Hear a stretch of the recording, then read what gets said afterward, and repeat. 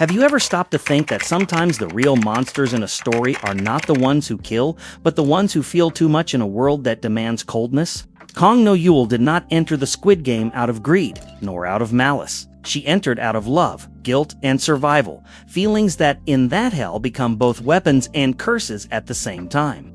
And the most curious thing is that her story may seem distant, but it reflects something we have all felt: the difficulty of protecting those we love while the world demands that we become insensitive. Today, we are going to dive into the mind of Guard 011, discover her wounds, her choices, and what we can learn about humanity amid chaos. If you are a fan of cinema, psychology, and want to understand the mind behind your favorite character, subscribe to the channel so you do not miss any video. But first, comment below which character you want me to analyze here on the channel. Now let's go to the video.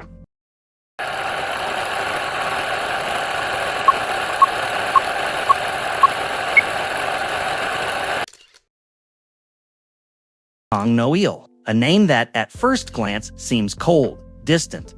But behind the red uniform and the expressionless mask, there is a woman full of layers. And the curious thing is that, unlike the players, she was not forced to be there. She chose, and it is exactly there that the mystery begins. What drives someone to become part of a system so cruel, knowing what happens inside those walls? The series never lays all the cards on the table about her, but the subtext screams, No-eul is not just a guard, she is a survivor. A woman who understood that in that world, empathy can be a risk of death. Still, she feels, and feeling, in that context, is almost an act of rebellion. It is curious how, even under the mask, her gaze reveals everything she tries to hide.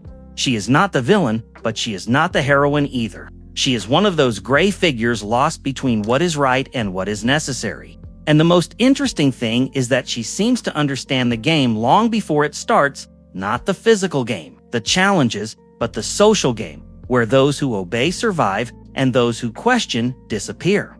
An almost perfect metaphor for Korean society and its silent pressures. As a psychologist and cinema fan, I love characters like this. They are the ones who challenge a simple narrative. No-eul is the type of character that the more you observe, the more you realize she is not made of obvious choices. She is made of wounds, of regrets, and of silent guilt, which seems to push her to follow orders as if obedience were penance. And it is impossible not to notice, even in short scenes. There is something human in the way she hesitates before shooting, in the way she looks away when the violence goes too far. That is what fascinates me the most. The series shows hundreds of guards, but only she seems to have a shadow of conscience. That spark that makes us think, does she see herself in the players? Deep down, it is as if No-eul is always on an internal battlefield between duty and humanity, between what she needs to do and what she believes is right. It is that type of duality that we also live outside of fiction. You know, how many times do we obey rules, jobs, systems even knowing they are wrong? She is the mirror of that. Maybe that is why she stands out. The mask hides the face, but it cannot erase the emotion. It is the gaze of someone who has already lost too much to still believe in purity. And, ironically, it is that gaze that creates connection with the audience. Because no matter how distant we are from a murderous guard, everyone has had to hide what they feel to survive. And this is the tragic beauty of Kang No-eul, a character who represents the boundary between humanity and dehumanization. She is the portrait of what happens when empathy becomes weakness in a world that values only obedience. But what could have led her to enlist in that hell? What kind of story transforms someone like her into one of the faces of the system? Before putting on the mask, Kang No-eul wore hunger, fear, and guilt. Born in North Korea, she grew up amid scarcity, where each day was a struggle for survival. When she fled to the South, she thought she was running toward freedom. But the truth? She only exchanged one type of prison for another. A country where the body was free, but the system continued oppressing invisibly. She had a daughter, a little girl with a shy smile who became the only reason to keep going. And, like any desperate mother, No-eul did what she needed to guarantee the minimum: food, shelter, a future. But life has a cruel sense of irony, because in South Korea, a defector is treated like a shadow. Without documents, without rights, without a voice. And then comes the painful question: how far would you go to protect those you love? It was that love that pushed her to the abyss. Without opportunities, in debt, she accepted a safe job offered by men in suits who promised stability. And that is how the tragedy of many people begins, with beautiful promises and invisible clauses. When she realized she was already inside the masked hell of order, the Squid Game. Being a guard seemed like the most logical choice. After all, better to be the one giving orders than the one dying under them, right? But reality was different. Inside, she discovered that the guards were also pieces, just with different uniforms. Obeying became a way to breathe, and each order fulfilled left a piece of her humanity behind. As a psychologist, I always say survival is instinct, but sometimes it charges the price of the soul. No-eul is the portrait of that. What drives her is not malice, it is desperation. She believes that if she follows everything correctly, one day she might be able to reunite with her daughter, maybe even lead a normal life. But the game never frees those who enter it. It traps in ways the body does not even perceive. And there is something poetic about this. No-eul thought she was controlling the system, when in fact, the system was shaping her. How many times do we also think we are in command when we are only reacting to circumstances? She is the reflection of all those who got lost trying to do what is right in a world that punishes those who feel too much. Her decision did not come from ego, it came from pain. And that is the most tragic part, because pain, when not healed, becomes a broken compass. And No-eul followed that compass believing she was going toward salvation, when in fact she was walking to the bottom of a moral labyrinth. And the more she obeyed, the farther she became from her own daughter and from herself. But it is precisely in this emptiness that something unexpected emerges. The spark of humanity she tries to extinguish begins to reignite, and the reason. A little girl with leukemia, who somehow reminds her of the daughter she left behind. That is when the conflict changes direction, and Guard 011 begins to face the greatest dilemma of her own life. The little girl with leukemia, the mirror of the lost daughter. Life is strange, right? Sometimes destiny puts someone in your path just to remind you of what you tried to forget. It was like that with the little girl with leukemia. She appeared like a spark amid chaos, fragile, small, but with a gaze that seemed to pierce the mask of Guard 011. And there, No-eul did not see a player. She saw her own daughter. The connection between the two is almost silent. Words are not needed because pain recognizes pain. That girl represents everything No-eul lost: innocence, hope, and the capacity to believe in something good. It is curious how the series shows this so subtly. Every gesture of hers, every hesitation before punishing, is an internal dialogue between duty and maternal instinct. And look, as a psychologist and narrative fan, this is gold. Because the human brain does exactly that. When it feels empathy, it relives memories, creates emotional bridges. The girl becomes an emotional anchor for No-eul, a cruel reminder that she was not born to be a soldier. She was born to care, to protect. And this conflict begins to corrode the guard role she tries to maintain. There is a scene, simple but powerful, when the girl smiles at her, even sick, even weak. And it is in that smile that No-eul understands what she has lost. It is not only her daughter, it is her own humanity. It is the moment when the character stops being a figure of the system and begins to become a person again. The mask begins to crack and her gaze changes completely. The most painful thing is that inside that hell, affection is forbidden. So she has to hide her care, swallow maternal instinct, and continue pretending she feels nothing. It is almost like living a constant emotional torture. You know when you need to act cold, even when your heart screams the opposite. No-eul lives this in every episode, and the audience feels it too. Then comes the most beautiful point of her psychology. The girl awakens the desire for repair.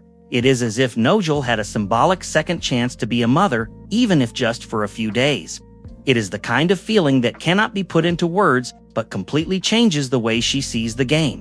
For the first time, she wants to break the rules, not out of rebellion, but out of love.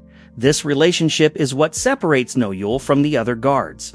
While everyone else loses themselves in the routine of obedience, she begins to remember what it means to be human. The girl is her last connection with the before, with the time when she still believed in redemption. And deep down, perhaps that is why she risks so much afterwards, because she realizes that some things are worth more than survival. But love, in places like this, is a sentence. The more she feels, the closer she gets to danger. And it is precisely when the little girl's father enters the scene that No-eul faces the greatest dilemma of all. Continue obeying, or risk everything to save someone who represents what she has lost the most. Why did she help the little girl's father escape? When we talk about villains who save someone, the audience usually thinks of redemption. But in No-eul's case, it is deeper than that. She does not save the girl's father because she wants to be good. She does it because she cannot stand seeing someone lose everything as she lost. It is the kind of choice that does not come from reason. It comes from desperation, from the almost biological need to do something right, even if just once. The little girl's father is the trigger for her turning point. He is the portrait of what No-eul could have been if destiny had been a little less cruel. An ordinary man trying to save someone he loves in an impossible system. When she sees him, the instinct of identification is immediate. She sees in him the reflection of her own helplessness, and that is something no weapon can silence. Helping someone escape in that context is practically suicide. And that is where the psychology of the character shines. No-eul does not act out of impulsivity, but out of emotional saturation. It is the moment when guilt, longing for her daughter, and repressed love merge and explode. She understands that continuing to obey is the same as continuing to die alive, so she chooses to die in a different way with purpose. This decision reveals the most human part of her, the capacity for empathy even amid horror.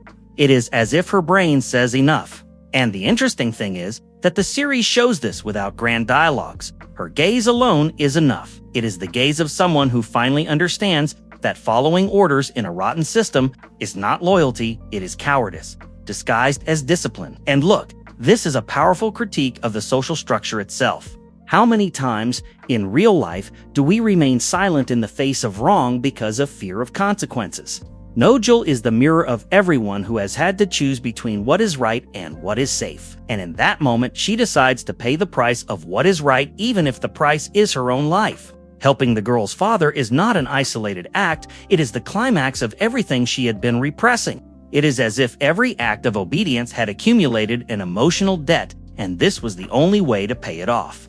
As a psychologist, I would call this an unconscious reparative act, but as a cinephile, I prefer to call it catharsis. It is the moment when the character explodes into humanity. And there is a beautiful detail in all this. She does not save only the father. She saves the part of herself that still believed in something good. It is the first moment when No-eul acts without thinking of herself, without fear, without a mask. It is almost poetic to see how the character who began by blindly obeying ends by disobeying out of love. It is the internal revolution that the system could never have predicted. But of course, every choice has a price. And the decision to help the girl's father places a target on her back. From here, the conflict ceases to be merely moral and becomes existential. Because what happens when someone tries to feel again in a world that forbids feelings?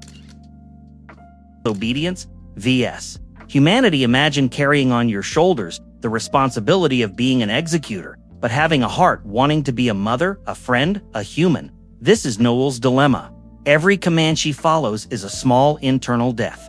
Every hesitation, a silent victory against the system. It is as if her own brain were divided into two screens, broadcasting different dramas at the same time. She learns quickly that weakness here is not emotional, it is mortal.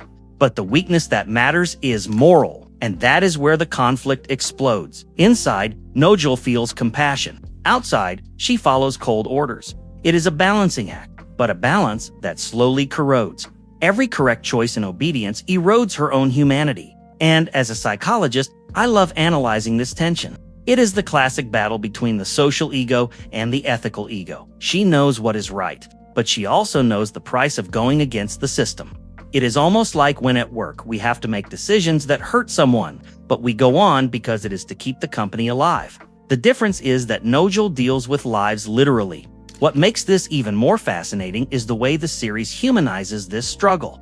It is not just a dramatic look, it is small gestures, glances, hesitations. Every movement of No-eul tells a story. The trigger squeeze she avoids, the smile she almost gives, the complicit silence with the players. All of this builds incredible psychological tension. Obedience is not only external, it is internalized. She asks herself, am I right? And the answer is never simple. The internal conflict transforms what could be an action story into a deep, psychological drama. And that is where we connect with her, because we have all felt the weight of choosing between safety and integrity. And there is something painfully human in this. No-eul feels guilt even when she does the right thing. Her morality is not binary. There is no pure right or wrong. There is survival, there is love, there is regret. And each of these layers makes her infinitely more real than any glitched action hero. This internal battle also explains why she approaches the little girl. The child is the reminder of the humanity she wants to protect, even when the system demands that she ignore or harm her. It is almost poetic. Her empathy is at the same time her strength and her curse because it forces her to feel every loss as if it were her own. And so, Guard 011 walks a tightrope of emotion.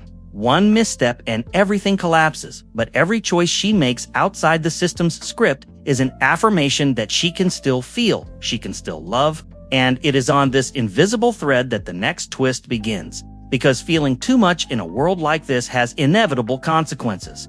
Past Wounds No-eul's past is not just a backdrop, it is the axis that shapes every decision. Growing up in North Korea is learning that trust is a luxury and weakness is mortal. Every memory of hunger, every moment of fear, every farewell to people who did not survive is an invisible scar she carries. And these scars speak louder than any physical training she received. When she flees to the south, the promise of freedom clashes with harsh reality. Society still looks suspiciously at those from the north. And it is in this cultural and emotional shock that the first tension of her adult life is created. It is not just survival, it is survival with shame and guilt, trying to prove herself in a world that has already decided to label her. These wounds are not only psychological, they shape her morality and her vision of justice.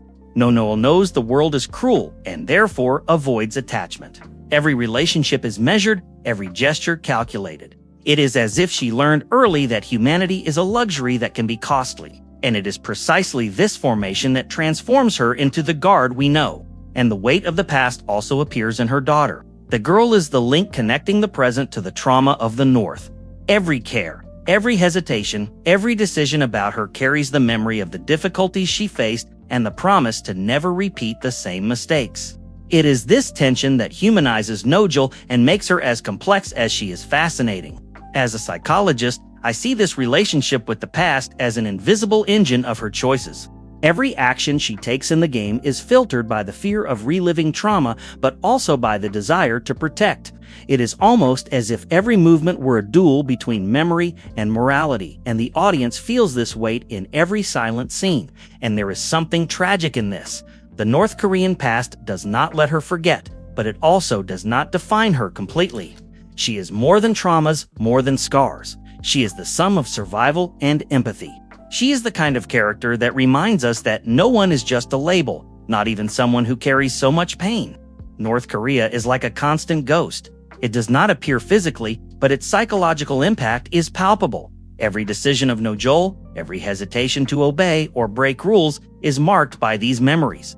The trauma does not follow her just for revenge. It shapes her, prepares her for choices that no one else could understand. And it is in this intertwining of past and present that we see the depth of her dilemma. Every action within the game, every hesitation or act of courage is a reflection of old wounds and hard lessons. And it is precisely this emotional weight that will influence the next chapter of the story, the relationship between obedience, empathy, and survival that defines her destiny. The impact of the daughter and the little girl on personality development, the presence of female figures in No-eul's life is like mirrors of her own soul. The daughter represents the past she cannot retrieve, while the little girl with leukemia is the chance to correct present mistakes. It is in this contrast that her personality is revealed, resilient, cautious, but capable of acts of courage driven by love. Every decision made in the game is filtered through these two lives. No matter how much she needs to obey and appear relentless, there is always a pause, a moment of doubt, a glance that reveals empathy. It is fascinating how the narrative builds this subtly, showing that a human being is not reduced to the role they occupy, even if that role is a guard. As a psychologist, I would say these two figures function as emotional anchors. The daughter is the memory of who she was and who she wants to protect, while the little girl awakens instincts of repair. Together, they shape her moral and strategic choices, influencing both physical survival and emotional balance. And the interesting thing is that these anchors do not make her weaker. On the contrary, they intensify her emotional intelligence. Every act of care is calculated to minimize risk and maximize protection, showing that empathy and strategy can coexist even in extreme scenarios. No-eul learns to use emotion as an ally and not as an enemy. The little girl also functions as a test for her own humanity. With every interaction, No-eul asks herself, "Do I still know how to truly feel?" It is in this type of silent question that we see the character's evolution. It is not about saving lives for heroism, but about keeping intact what makes her human. And it is fascinating to realize that the daughter, although distant, still influences every decision. Her memory is the fuel for discipline and caution. The girl present, on the other hand, is the catalyst for conscious risk. This duality creates intense emotional tension, because No-eul must balance past and present to avoid losing herself completely. The impact of these two figures also explains No-eul's courage in breaking rules. By deciding to help the little girl's father, for example, she does not act on impulse, but guided by the need to preserve the essence of what makes her a mother and human. It is the perfect combination of emotion and calculation, a personality trait that defines her entire trajectory. And so, we see how the daughter and the little girl are more than secondary characters. They are forces that shape every gesture, every hesitation, every decision. They transform No-eul from an obedient guard into a multidimensional character capable of empathy, strategy, and courage. And this impact paves the way for the next chapter, how she faces the climax of the game with all these internal layers.